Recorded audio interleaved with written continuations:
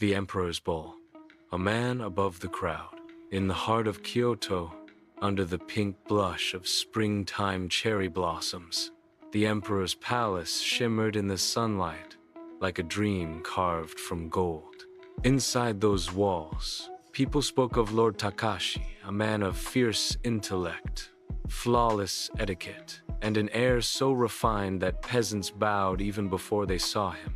Takashi had earned the Emperor's favor by winning court debates, his words as sharp as a blade and as polished as lacquer. But while the Emperor admired him, the people whispered that Takashi had one flaw. He believed humility was for those who had nothing to boast about. The invitation. One day, a summons came from the Emperor himself. "Lord Takashi," the scroll read, "join me in the village of Minamimura for a humble meal. Leave behind your attendants, your silks, and your titles." Takashi frowned. Minamimura? That was a rice farming village along the Katsura River. Muddy, noisy, and filled with farmers who would barely know which end of a calligraphy brush to hold. Still, when the Emperor summoned, you obeyed. The humble table. When Takashi arrived, he found the Emperor sitting cross-legged outside a small wooden hut, a plain earthenware bowl in front of him. "Sit," the Emperor said warmly, patting the ground. Takashi hesitated, then folded himself onto the rough mat.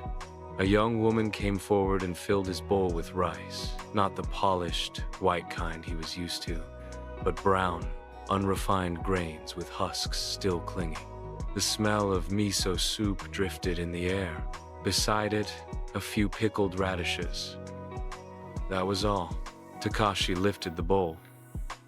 "Your Majesty, surely you do not mean for me to eat this?" The Emperor's eyes twinkled. "It is the same rice every farmer here eats. Try it." The lesson begins. Takashi took a reluctant bite. It was coarse, earthy, nothing like the fragrant, pearly grains served at the palace. "Do you know who planted this rice?" the Emperor asked. Takashi shook his head. "I did," said an elderly man at the far end of the mat, his hands dark with soil.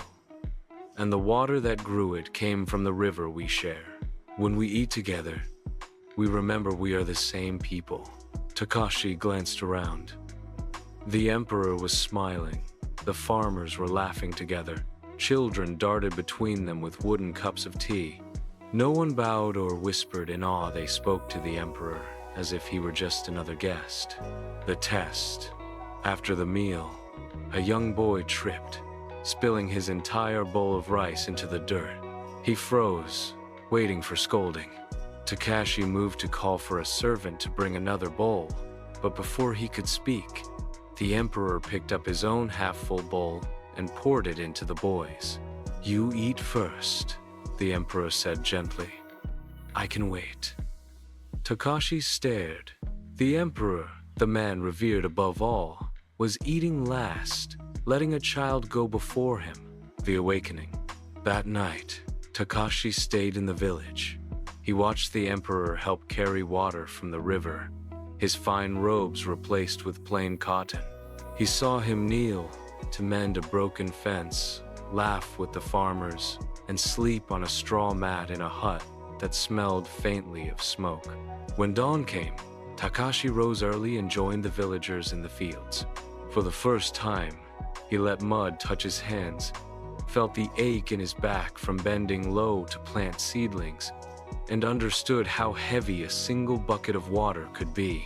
The work was exhausting and oddly peaceful. The return to Kyoto. Back at the palace, Takashi no longer walked with his nose tilted high.